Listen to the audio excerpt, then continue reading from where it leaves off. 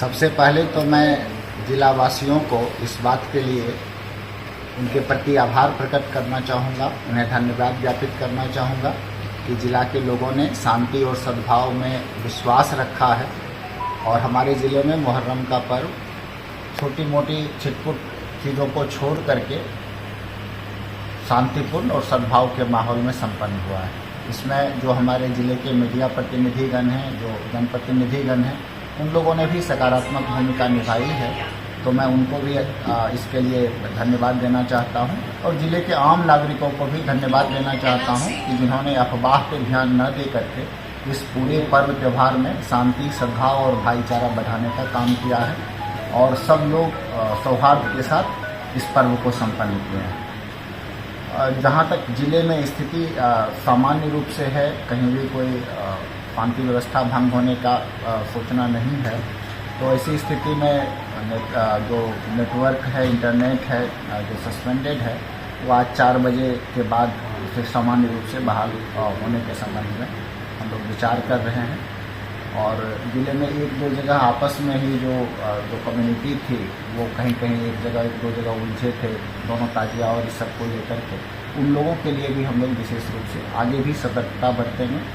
और जैसे इंटरनेट चालू होगा, मेरा एक अनुरोध होगा, अपील होगा सभी लोगों से कि वो कोई भी चीज़ को ट्विस्ट करके या गलत तरीके से कोई खबर को इस प्रकार से ना दिखाएं जिससे फिर से शांति सद्भाव में कोई खलल हो।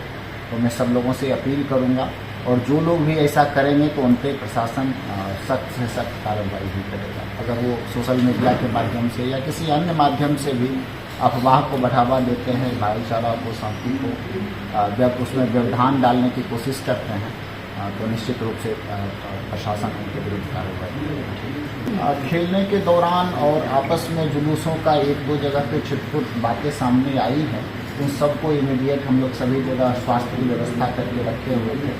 मैं आपको एक और जानकारी देना चाहूँगा कि इसी खेल और जुलूस के दौरान जो हमारा बहादुरपुर का क्षेत्र है, उसमें एक बच्ची है प्रिया कुमारी, जिसकी उम्र अराउंड 12 साल है।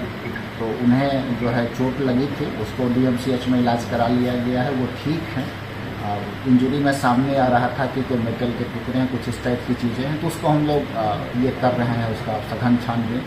और जो लोग भी मुहर्रम के जुलूस में जो उनका लाइसेंस मिला है या अगर उन्होंने अपने नियमों का पालन नहीं किया है, हम लोग एक डीब्रीफिंग भी करेंगे सभी जगह से जितने अधिकारी हैं सब लोगों के साथ। और जहां कहीं भी आएगा कि जिन लोगों ने नियमों का पालन नहीं किया है तो हम लोग उनका लाइसेंस रद्द करने के साथ साथ और भी जो कानूनी चीज़ें हैं कि आपस में भी खिलाड़ी घायल हों, चोटिल हों या 2 समूह ही आपस में, 2 ताजिया जुलूस ही आपस में टकरा गए, तो ये भी अच्छी चीज़ नहीं है। तो हम लोग इस बार ये भी रख रहे हैं कि हम लोग डीब्रीफिंग करके और जहाँ कहीं भी कोई छोटा भी मामला हुआ होगा उसको भी संज्ञान में लेंगे और प्रयास करेंगे कि भविष्य में कहीं भी कोई भी इस प्रकार की घटना घटित नहीं। जो आज से 5-7 दिन पहले की घटना 1-2 जिले में घटित हुई थी, उसके संदर्भ में जो भी प्राथमिकी दर्ज हुई है, अनुसंधान है, जो लोग भी उसमें दोषी पाए जाएंगे उसमें कानून के प्रावधानों के तहत उनके विरुद्ध कार्रवाई होगी। जिले में कल मुहर्रम का पर्व बहुत ही शांतिपूर्वक सद्भाव से मनाया गया और इसके लिए जिला पदाधिकारी महोदय ने सभी को बधाई दी। हमारी तरफ से भी, पूरी पुलिस प्रशासन की तरफ से, आप सभी मीडिया के लोगों को भी, यहाँ की जो जनता है उनको भी, जितने जनप्रतिनिधि हैं जिन्होंने शांति व्यवस्था कायम रखने में मदद की, विधि व्यवस्था संधारण में मदद की, पीस कमेटी के जो लोग मेंबर हैं सक्रिय रूप से उन्होंने योगदान दिया, सभी का आभार व्यक्त करते हैं। हमारी व्यवस्था सभी तरह से अच्छी थी और लोग फील्ड में निरंतर मौजूद थे।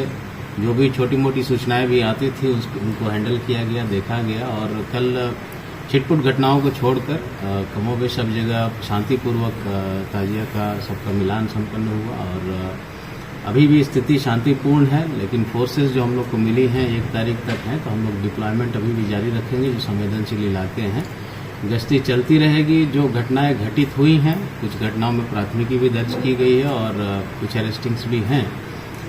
जो पहले की घटनाएं हैं उनमें अरेस्टिंग जो पूर्व में हुई थी, उसके अलावा जो लोग शेष बच गए हैं उनके विरुद्ध गिरफ्तारी और तेज की जाएगी।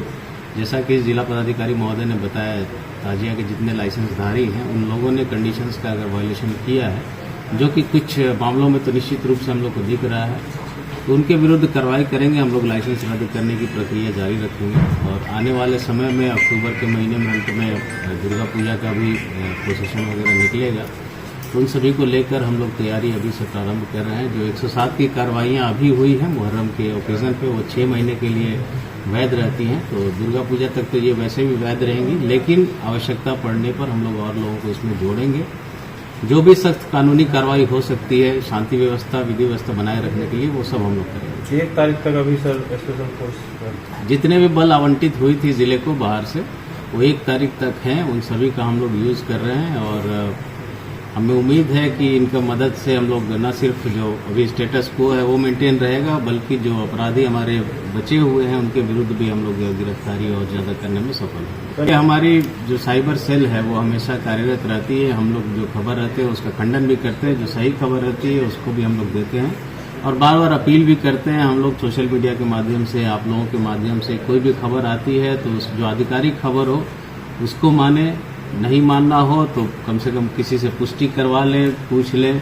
लेकिन आंख मूंद के किसी भी खबर पर विश्वास करना, खास करके वैसी खबरें जो निगेटिव हो, जो निगेटिविटी फैलाती हो समाज में, जो सद्भाव खराब करती है, उन खबरों पे आंख मूंद कर विश्वास न करें। आंख मूंद कर विश्वास करना है तो पॉजिटिव खबरों पर करें, लेकिन लोग निगेटिव खबरों पर ज़्यादा विश्वास करते हैं। तो हमारी अपील है कि निगेटिव खबरों पे जो सद्भाव बिगाड़ सकती हैं उस पर आंख मूंद कर विश्वास न करें।